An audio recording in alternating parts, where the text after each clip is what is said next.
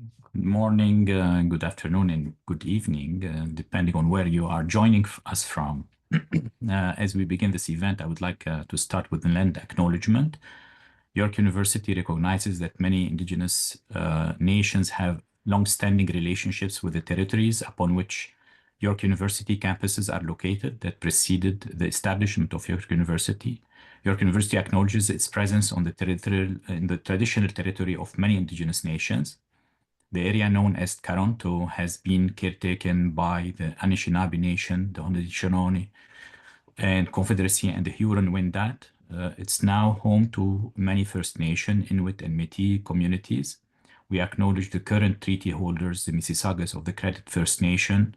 This territory is subject of the with the One Spoon Wampum Belt Covenant, an agreement to peacefully share and care for the Great Lakes region. As we discuss feminist scholarship today, we must also reflect on the histories of displacement, colonialism, and resilience, and commit to ongoing dialogue and action toward justice and reconciliation. È un piacere per me darvi il benvenuto a tutti alla presentazione del libro Maternità femministe di oggi. So it's my pleasure to, as the director of the Center for Feminist Research, to welcome you all today to today's book launch of Maternità femministe, the first Italian translation of Dr. Andrea O'Reilly's seminal works on maternistic feminism. We are thrilled to celebrate this important contribution by our CFR Visiting Scholar Dr. Veronica Frigeni. Dr. Frigeni will be joined by Dr. O'Reilly and Dr. Laura Brightwell to discuss the original text, the translation process, and the signature of maternistic feminism in today's global landscape. This is a moment to not only honor feminist scholarship, but also to recognize the vital role of translation in expanding feminist discourse across linguistic and cultural boundaries. Dr. Veronica Frigeni received her PhD in Italian from the University of Kent. She has been an affiliated researcher at the Amsterdam School of Cultural Analysis and served as a visiting scholar at the Central European University in Vienna and the University of Cambridge. Currently, she is visiting scholar at the Center for Feminist Research at York University, and Veronica has authored a monograph on Antonio Tabucci and his contributed chapters on transcultural feminist writers Giorgio Agamben. Post-colonial ecofeminism, matricentric feminism, queer parenting, reproductive justice, activism, graphic life, narratives, and trauma. She's co-editor of the forthcoming volumes, Telling Lives, Mothers and Life Writing, in 2026 will appear, and Wombor's Transcultural Echoes and on reproductive justice, also to appear in 2026. She's the Italian translator of Maternità femministe by Andrea O'Reilly, 2025, and the English translator of Ursula Cerveni's novel Il Consolo in 2025. Veronica serves on the editorial board of the Critical Gender Studies Journal. Our author, Dr. Andrea O'Reilly. Dr. O'Reilly is internationally recognized as the founder of motherhood studies and its subfield maternal theory, and creator of matricentric feminism, a feminism for and about mothers, and matricritics, a literary theory of practice for reading of mother-focused text. She's full professor in the School of Gender, Sexuality, and Women's Studies at York University, founder, editor-in-chief of the Journal of Motherhood Initiatives, and publisher of Demeter Press. She's editor of 30+ books on many motherhood topics. Most recently, 2024, she published the co-edited collections, Careful Relationships Between Mothers and the Caregivers They Hire, The Mother Wave, Theorizing, Enacting, and Representing Matricentric Feminism, The Missing Mother, and in 2025, Gun Feral, Unruly and the Undoing of Normative Femininity. She's the author of 4 manuscripts, including most recently, Motherhood's Writings and Mothering and Motherhood, 2009-2024, a matricentric feminism theory activism practice in the second edition in 2021. She's twice the recipient of York University Professor of the Year Award for Teaching Excellence, and in 2019, recipient of the Status of Woman and Equity Award of Distinction from the Ontario Confederation of University Faculty Association. Our discussant is Laura Brightwell. Dr. Laura Brightwell has a PhD in gender, feminist, and women's studies from York University. In her dissertation, she argues that queer mothers' narratives of motherhood challenge the construction of motherhood as normative in both queer theory and mainstream culture. She is interested in critical feminities, queer and trans histories, and collecting new narratives of queer parenting. She was recently awarded a Naut History Fellowship to curate a digital history exhibition on Quebecois métis, trans artist and activist Mira Soleil Ross. I want to thank you all for being here, and I look forward to an engaging discussion. Now I will turn it over to our moderator and discussant, Dr. Lightwell. Thank you so much, Christo. I'm so happy to be here and to have this conversation with you all, Veronica and Andrea. I find this discussion of matricentric feminisms and of course Veronica's translation of Andrea's work into Italian so timely in terms of the conversations that are happening around motherhood and having children generally, reproductive justice, who can and can't be a parent in politics and in like Italy, the US, the UK, Canada. We're at a time of really competing discourses, I think, around motherhood and maternity. We have reproductive technologies available to, in some countries, to queer people, non-binary parents, and trans men can be gestational parents. In Canada, we have public funding available to some, not everyone, but if you can get it, for reproductive technologies. And surrogacy is legal, which means that for some people who want to have children, it's more possible. However, obviously, we're at a time of huge political regression, as everyone knows, I'm sure. The US repealed Roe v. Wade in 2022, meaning there's no federal right to abortion in the US. And as Veronica has drawn my attention to, we have this huge rise of pronatalist discourse in Italy, as well as the US, which encourages reproduction by the right kind of person, usually a mother, white, heterosexual, and wealthy, and the exclusion or discouragement of the wrong kind of mothers or wrong kind of parents.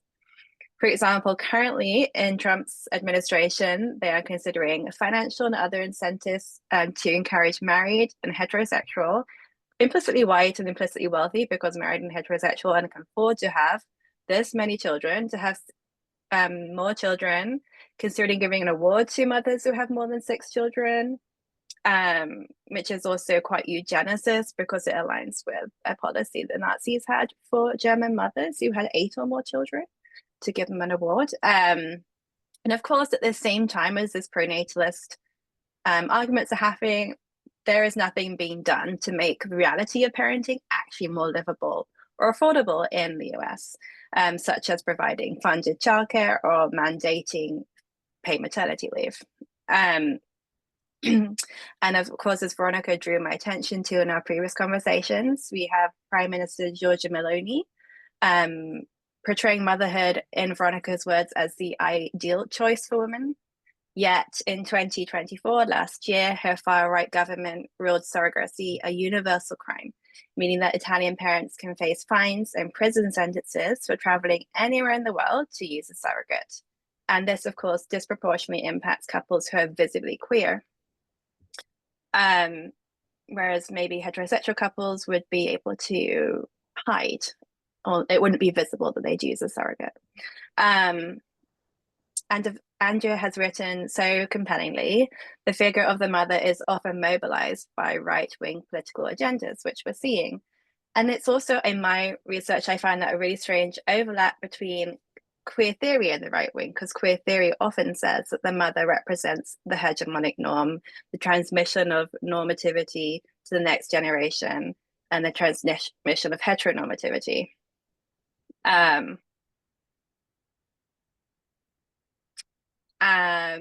Yes, and another thing I wanted to mention about the far right pronatalist stance is kind of my observation about Elon Musk, who has 14 children, and far right manosphere influencer Andrew Tate, determined to have as many children as possible with multiple women while not planning to raise themselves. And how interesting it is that Musk's children are primarily conceived by reproductive technologies as well. One question I found central in Andrew's work is, how can we resist the reinforcement of these oppressive policies and realities being done in our name, as in mothers' names? Because Andrea writes in her writing, not in our name. And how can we speak about motherhood as joyous, as Veronica has asked Andrea before, at the launch of an interview for the launch of In Mother Words? How can we speak about motherhood as joyous without our words being interpolated into conservative agendas? So in my own research, I look at life writing. This was what I wrote in my doctoral dissertation, which I just defended, so super recent. I looked at the lack of complex considerations of motherhood in the field of queer studies. So I argue that the mother in queer studies has generally been framed as the epitome of heteronormativity, someone who reproduces a hegemonic social order by having children and transmits hegemonic conservative cultural values to her children. In The Queer Art of Failure, Jack Halberstam writes in 2011 that, quote, the whole model of passing down knowledge from mother to daughter is quite clearly invested in white, gendered, and heteronormativity, which pits a presumably white, cisgender, and heterosexual image of the mother against the different queer and feminist future a queer child might represent. Andrea also notes this kind of daughter centricity in narratives, focusing on the daughter's narrative and yet reinscribing the mother into a certain role that isn't changing across historical literature. And this narrative of the mother as inherently hegemonic kind of ignores the possibility of the non-normative mother who intends to create a queer or feminist future by transmitting a different legacy to her children. And of course, as we know, there are many non-hegemonic and many non-idealized mothers, or mothers who don't fall into this white, heterosexual, wealthy, middle-class, married ideal. And many of those mothers may want to transmit a different legacy to their children, including Black mothers, queer mothers, Indigenous mothers, mothers who are sex workers, working class mothers, mothers who are overtly sexual, who don't embody a kind of modest, constrained sexuality. Of course, none of these are mutually exclusive positions. They often overlap. So by looking in my own research at the writing about normative mothers and by queer mothers, in life writing by queer mothers and queer femmes, I argue that it's possible for mothers to interrupt this narrative of motherhood as inherently normative and reproductive of the hegemonic social order. And this is, of course, why I see Veronica and Andrea's work is so important. Veronica's work in the context of Italy, Veronica's writing about narratives of mothers who are firmly committed to reproductive justice, including abortion, in the Italian context, which is quite anti-abortion, at least it's very divided. And currently you have a far-right government there as well. And of course, the importance of Veronica bringing Andrea's work on matricentric feminism to an Italian audience to try and expand the discourse in Italy. And what both of your writing reveals for me is the need for far more varied portraits of mothering, which of course Andrea has contributed to throughout her academic career.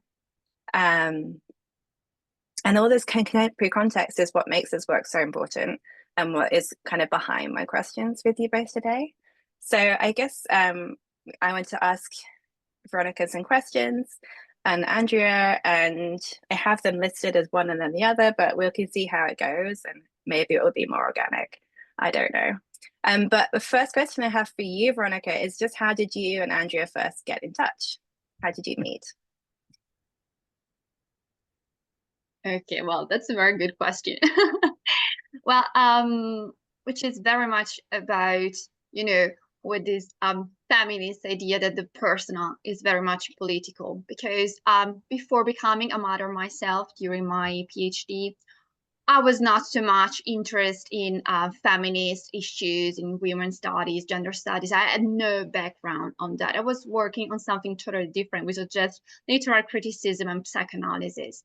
But when I became a mother, and especially when I became a mother within academia, I was immediately met by so many strong reactions, to the point that a person who at the time was my line manager suggested me to have an abortion if I wanted to have a career in a university. And so that was like a crucial breaking point for me. And I started reading a lot about motherhood, about motherhood from feminist perspectives. And of course, as an Italian native and an Italian citizen, the first texts I look at were those written by Italian theorists, Italian feminists, but they were very outdated because the last publications by Italian feminists on theme of motherhood were from the 80s. So they spoke and they mirror a very different generation, which was like living and writing in a very different historical context. So I could not find like the answers to the question I was asking myself. And so, of course, I had to survey also other existing literature beyond the Italian narrow debates. And Andrea immediately pop up, as the main person to look at, start reading whole texts. Through a year in Amsterdam, I read all texts about mothering and academia, mothering and literature, and so forth. And I like immediately felt the need to be able to contribute to her discourse. So the first thing I did was get in touch with her and like submit a proposal for a chapter in her anthology, The Mother Wave, which was then accepted. And for me, it was like a turning point because it allowed me to have time to reflect on how to theoretically think of a sort of matricentric feminism within the Italian context. So basically, I look at Italian feminism and different strands of Italian feminism from a matricentric perspective.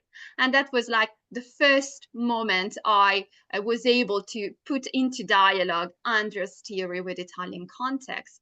But then, when of course I start sharing my readings, my discussion, my writings with colleagues, friends, fellow mothers in Italy, basically their question was, why don't you translate it? Why is not available in Italian? Because not everyone speaks English, unfortunately, in Italy, and the level is very poor. So there was this need to be able to to access this new theory about feminist mothering and feminist motherhood. So this is why I came up with this idea. I proposed this translation first to Andrea, and then I searched for the right publishing house. And it was, I must say, quite easy, luckily, to find a publishing house. Yes, that was willing to publish this text. And most importantly, that was willing to publish this text on my own way. So in the way I wanted to work on it. So for example, Italian is a gender language. And by default, we all use male endings when we are referring to names or adjectives and so forth. So we have this like very biased, unconscious idea of an alleged neutral language, whereas we are basically reinforcing the male hierarchy of power. And so I said to the publisher, okay, I want to translate Andrea's text. I've selected this text. but I also want to work on language. So for example, this book will use the female endings. This is very provocative in Italy. There is a huge debate going on how we can change, how we can smash patriarchy also for language. And so it was a very bold decision to write an entire book this way. But it has been received so well, because you can see how also the language reinforces what Andrea is saying. So this is how I got to matricentric first from a personal experience. I got in touch with Andrea first, so from a sort of scholar position. But then I felt the need to make her text available to the Italian audience. And it's been so important, because there is such a strong need here to develop the debate on motherhood. We have, in the past 2 decades, especially in the past 10 years, we have come to a sort of clash where different feminist groups are no longer having a dialogue on crucial issues such as surrogacy, queer parenting, even adoption, and so forth. So one of the feedback that I've received the most from theorists, activists, and even lay readers in this month is that this book and Andrea's theory has provided such a refreshing insight to reposition the debate and to show how we can find common grounds to develop a dialogue rather than remain fixed in defending our positions. Mm-hmm. Thank you. And I think, what audience do you have in mind as the readers of this work? Was it a mix, sort of academic and non-academic audience? Do you have like a feminist communities in mind, or who would you love to read this work in Italy, or who would you like to read it? Yeah. Okay. When I started working on this, two choices are to have it as an academic publication, or have it as something that is accessible also to a broader audience. And I immediately decided for the second option. So I was not working on a scholarly publication. So this is why I also searched for a feminist publishing house, a little feminist publishing house, and how I crafted this translation. So I wrote an introduction, a preface, which basically explains in very easy, accessible ways who Andrea is, where her theory comes from, how it can enter into a dialogue with Italian feminist theory. Also, the fact that I selected among her huge number of publications some texts which I found were crucial, like the first one, which is basically a sort of manifesto of what matricentric feminism is. And then the other two texts, one on normative motherhood and one on the difference between empowering and feminist mothering. It was very much to give also to lay readers the key points to read and to enter into Andrea's theory. And I must say that I've been so happy that this book has been embraced and embraced as a very powerful contribution to the Italian debate by so many different feminist groups. So, for example, I've been working on a podcast episode with feminist group, which is called Lunatigas, which is the most important Italian feminist group about women who decide not to be mother. So this could be perceived as shocking. Well, a book about mothering, which is being discussed with a group whose main choice is not to be mothers. But I think this is very important, because what was lacking in Italy was also the capacity to see how we are basically fighting interrelated struggle. So the right to be a mother is very much related also with the right not to be a mother. And there is no hierarchy between these two different, biographical trajectories, between these two different choices. So it was so important, and I think it tells a lot that this has been one of the main group that has been so vocal in promoting this publication. But then, of course, one of the most controversial elements of the book, which has been received very well by trans feminists and queer groups, but which has been more, scrutinized, if not blatantly criticized by more traditional sexual difference feminists, is very much the idea of queering motherhood, which Andrea put it very well. It's not just about having queer parents, but it's very much about, for example, the gendering motherhood. It's very much about detaching motherhood as a care from pregnancy. And this is something which is so controversial here in Italy. And I'm going to end with just one thing. Last week, our brilliant Minister for Birth, Family and Equal Opportunities has publicly announced that she's working on a due draft for a bill, which is it's a pro-life bill, and basically her idea is to look at those embryos which have not been used in pregnancy, so embryos which are still stored in hospitals or clinics, and to make them adoptables. So you see how this is shocking, because this is like a huge step towards recognizing embryos as persons and as citizens. So if we look at this also in relation, for example, to abortion, and so we are going towards a debate where we'll have two competing people, two competing rights, that of the woman or of the pregnant person, and that of the embryo who is about to be recognized as a citizen and as a person. So this is shocking. This is the context we are currently living in, which is patronizing so much the idea of life, of mothering. So this is why this book was so urgent, was so crucial. Thanks, Veronica. That is that move to make those embryos available is shocking. It's really shocking. Not only because of the idea that children who haven't even been conceived or born, like that kind of making embryos acknowledging them as people and citizens, also because those embryos supposedly were created, belong to some parents already.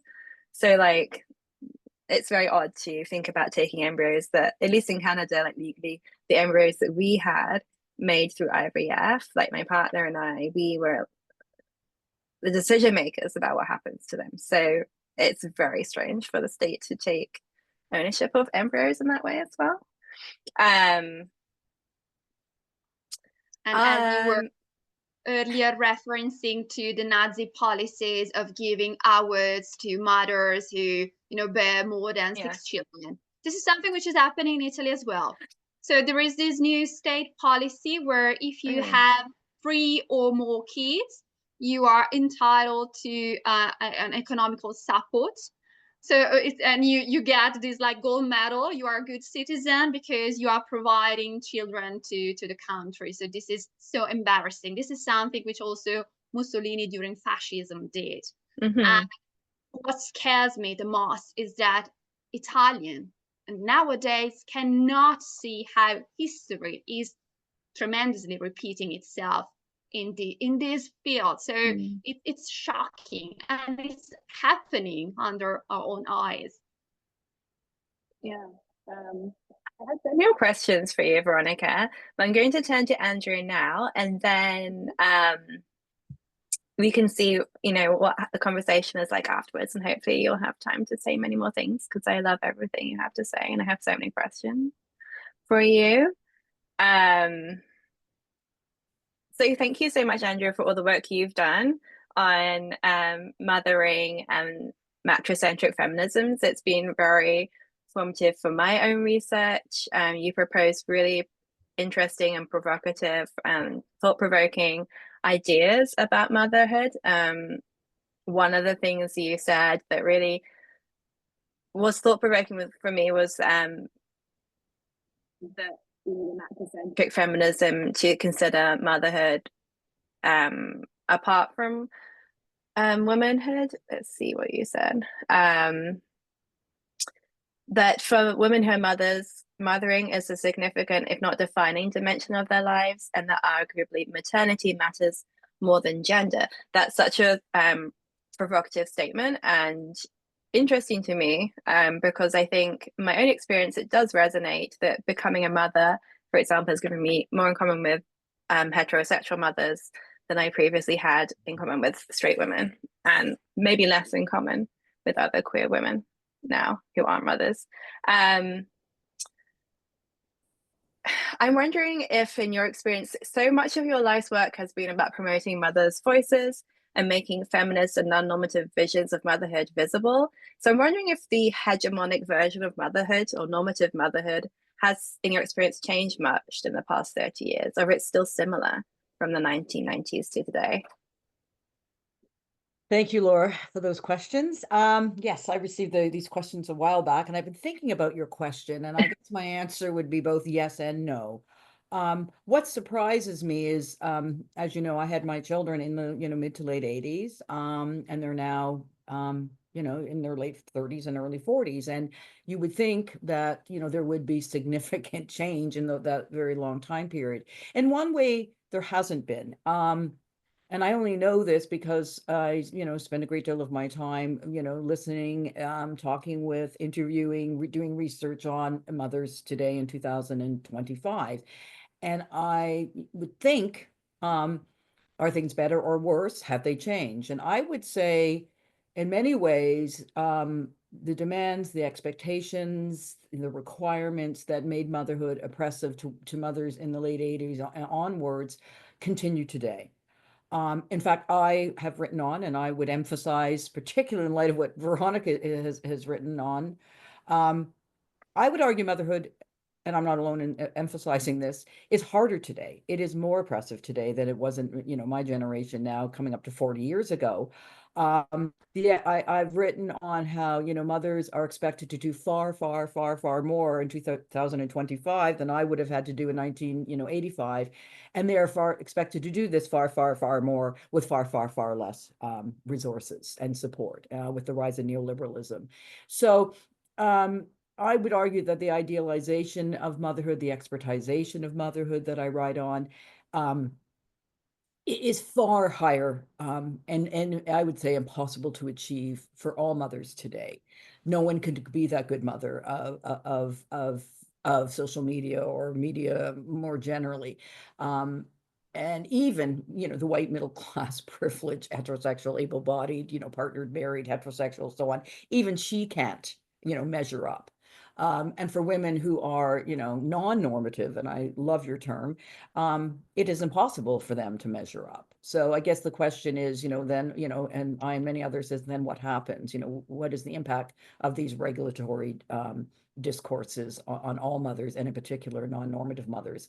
So yes, I think the more things change, the less they do.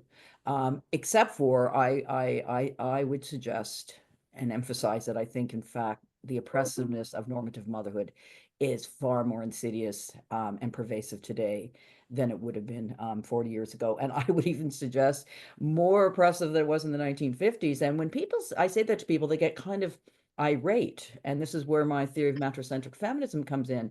In fact, being a mother in the 1950s, I'm not saying it was great, but it was far more supported and recognized than it is in 2025. In the 50s, what oppressed women was less the motherhood role than the wife role. And I'm not advocating for a minute to go back to the 1950s, but in some ways there was more permission to be what we would see as a bad mother today. The women of the 1950s would be a bad mother today. They're not as child-centered enough. They don't put their whole identity into their children.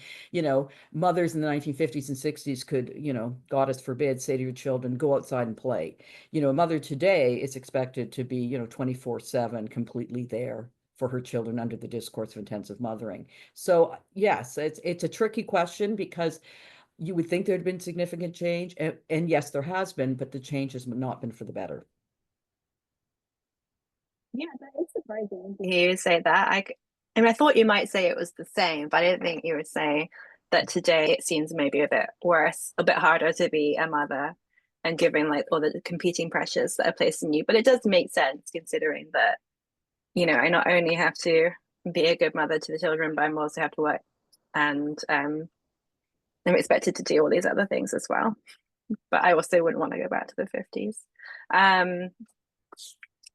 I know that you've discussed some of this with Veronica in your interviews with her, but talking about like the weaponization of motherhood and of motherhood really in the service of a sort of far right agenda.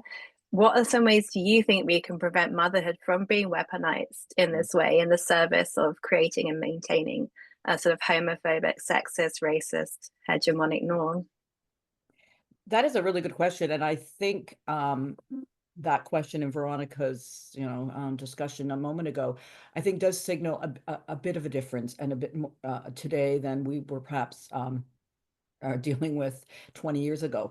I do think, you know, the rise of the extreme right globally, we are in a different space in concern and with motherhood. You know, the discourse has been there, the practices have been there to use motherhood in a nationalist, you know, eugenics movement. That's not new.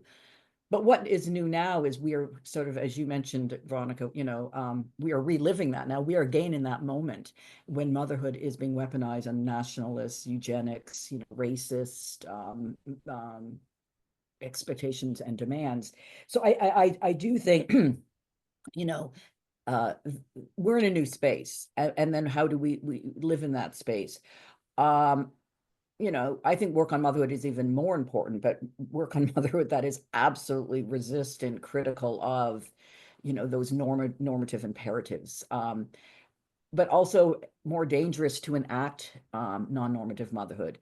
In my teaching and in my writing, but perhaps more in my teaching, you know, and my students engage in this conversation, you know, resistant motherhood, of course, is what we must be doing. We must, you know, undo, dismantle the normative motherhood in the many ways it's oppressive to women, and in particular marginalized women.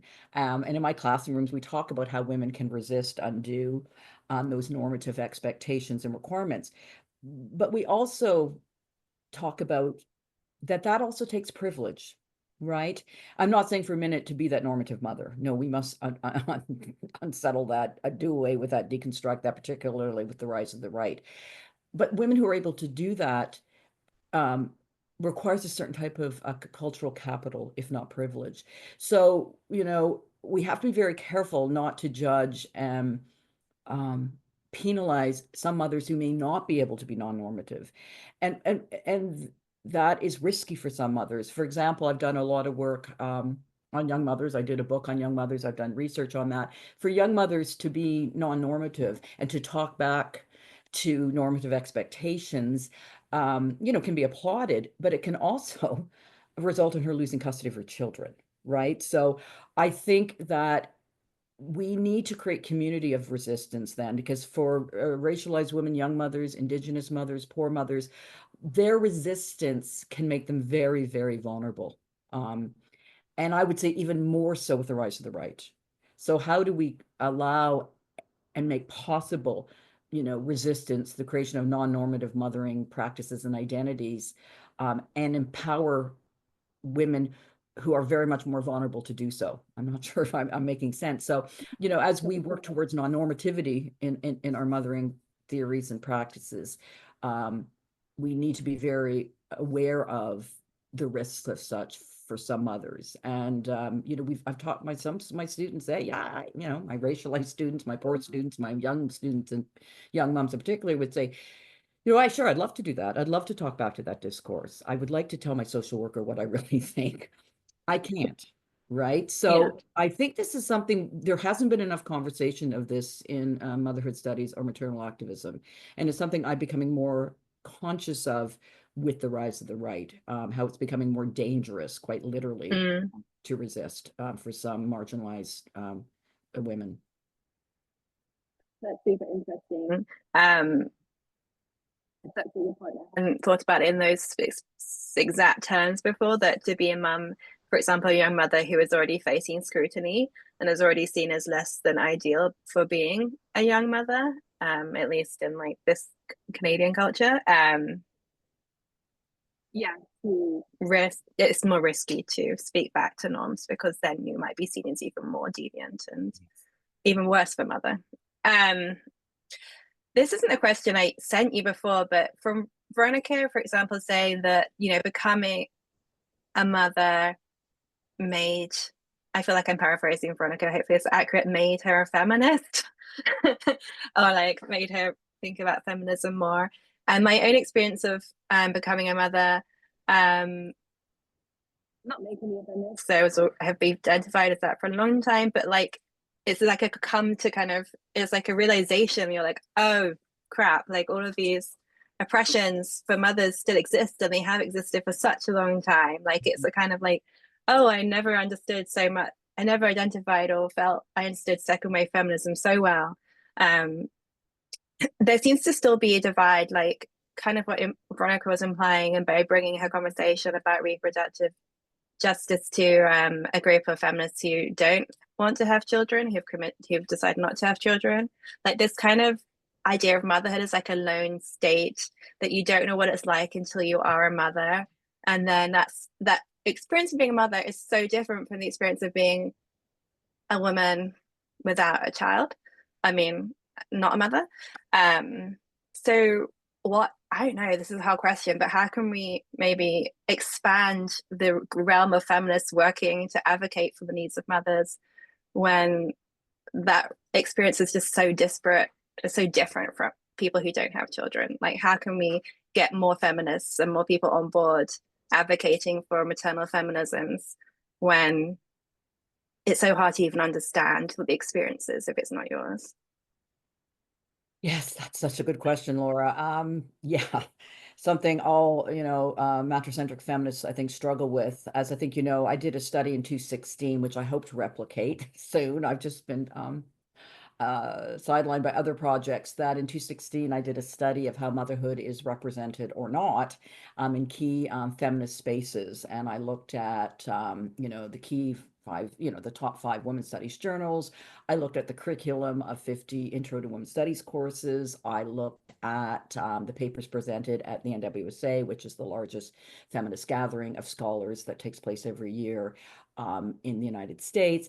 And then I looked at introductory textbooks. I think I did 10 of them. So quite a substantial study that I did. And much to my, I shouldn't say surprise, it just validated my paranoia that, motherhood is represented in less than 3%. Okay, so less than 3% of intro, courses had motherhood as a topic. Less than 3% of, our key journals had a book review or an article on motherhood. And I was just, I knew it, but I think I still was kind of dumbfounded. I said, what? Given that 80% of women still become mothers globally, and all of us were born of mothers, however that may be defined, and we're all our subjectivities and identities and lives are subjugated by normative discourses of motherhood, and that includes non-mothers, because they shape and define our lives as we turn away from that expectation. So I wrote a very long chapter trying to figure out the why. Why are these two solitudes? Maternal scholars, motherhood scholars are reading feminist theory. Feminists are not reading our work. Full stop. They're not.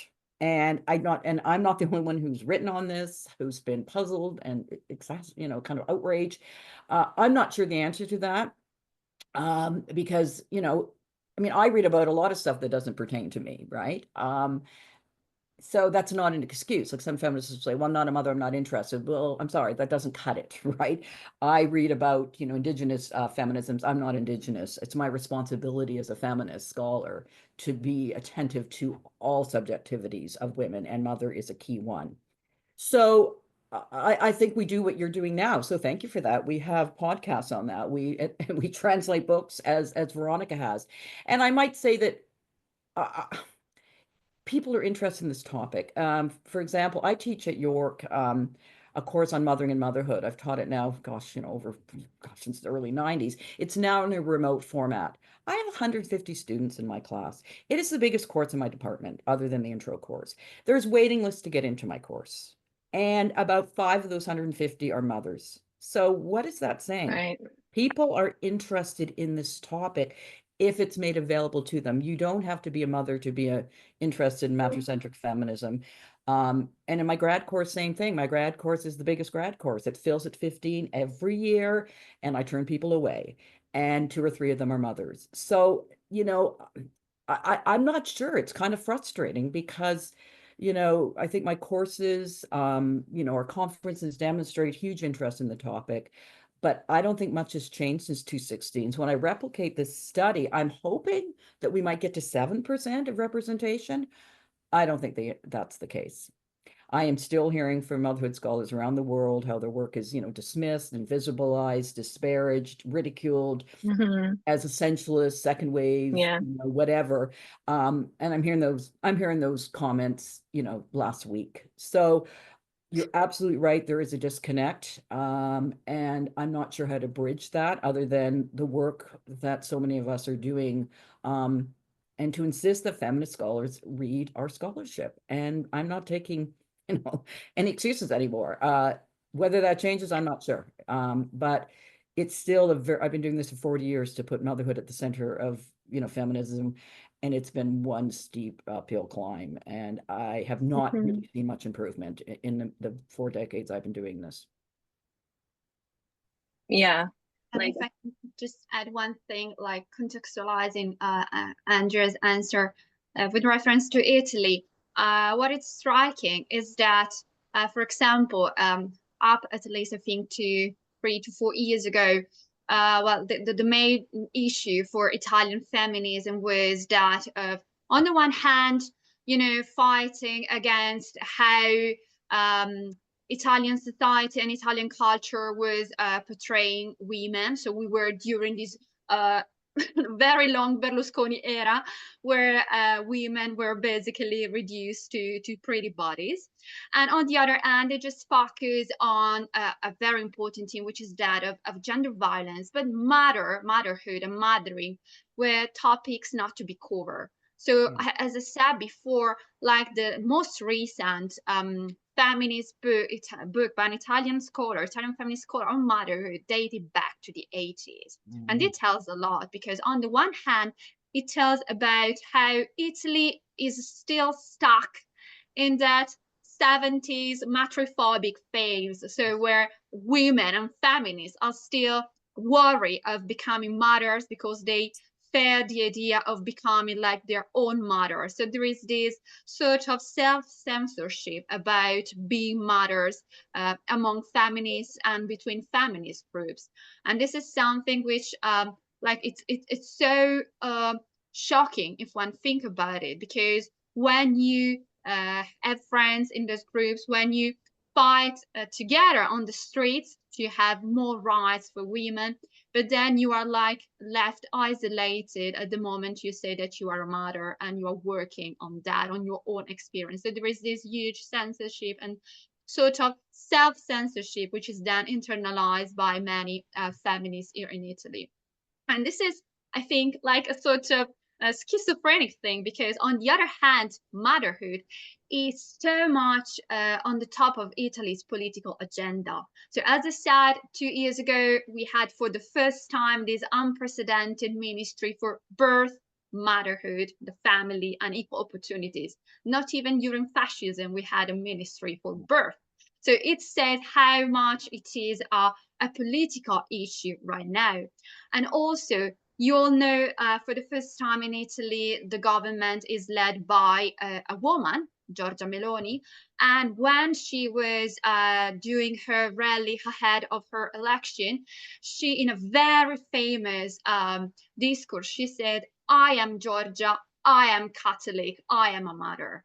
And this became like her slogan, and her maternal identity was precisely used as a tool, you know, to win the empathy of many women and also of many feminists.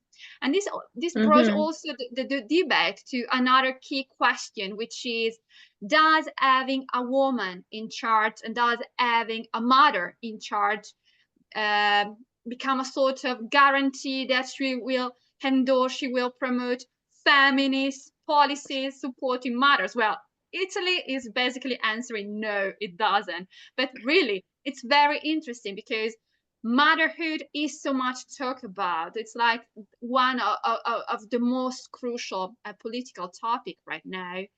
And on the other hand, there is such a lack of theory, of current theory and reflection on that coming from feminist theory and activists. So it's crucial to find way to bridge this gap and to fill this lacuna, and to, you know, to provide new terms, new language, new perspective to look at these, because otherwise we really run the risk of like remain back, green stack in the past decades of feminism. And this is awful. Like, I was reading one of the most important Italian newspaper yesterday, and there was a debate on abortion, because in Italy, abortion has been legal for 40 years, but there are many obstacles to obtaining it. And perhaps the greatest of them is that the majority of doctors, which is around 95% of doctors, are objectors. So they are legally entitled to refuse to perform the procedure. And this journalist was writing this article on this topic, and she interviewed as a spokesperson of Italian feminism a woman who is now in her 80s. Yes, she's a great feminist. She she was a brilliant feminist during the 70s, but can she really be like representative of the reality of people and of women who are now seeking abortion? So you see, we also have to fill this generational gap, which was somehow missing in Italy, and all the more so when we are talking about themes like motherhood, and reproductive issues more broadly. Yeah, that's so fascinating, Veronica, and thank you for that extra context about abortion in Italy. I think we should turn to, I see if anyone else apart from me has questions now.